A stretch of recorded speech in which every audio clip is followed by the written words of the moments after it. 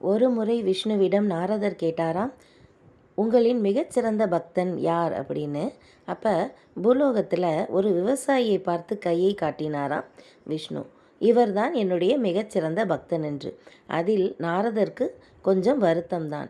24 மணி நேரமும் நாராயணா நாராயணான்னு சொல்கிற நம்மளை விட்டுட்டு யாரோ ஒரு விவசாயியை பார்த்து அவன்தான் மிகச்சிறந்த பக்தன் என்று சொல்கிறாரே அப்படின்னு அவர் நினச்சிட்டு இருக்கும்போதே விஷ்ணு அவர் கையில் ஒரு எண்ணெய் நிறைந்த கிண்ணத்தை கொடுத்தாராம். நாரதா, உன் வேலையை எப்போதும் போல செய், ஆனால் இந்த எண்ணெய் கிண்ணத்திலிருந்து ஒரு சொட்டு எண்ணெய் கூட கீழே விழாமல் பார்த்துக்கோ அப்படின்னு சொன்னாராம். அதை செஞ்ச நாரதர் மறுநாள் விஷ்ணுவை வந்து சந்திச்சிருக்காரு.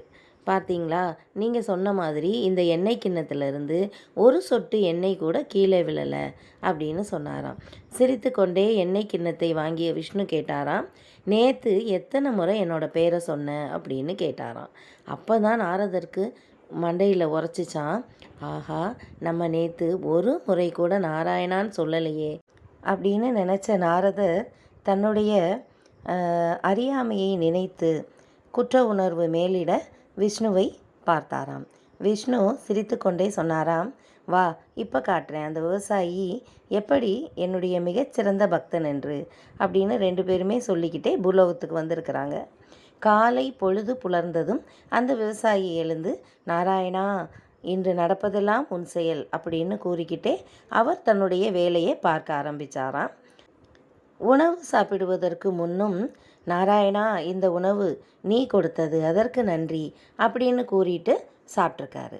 அப்புறம் தன்னுடைய வேலைகளை திரும்பவும் தொடர்ந்திருக்கிறாரு.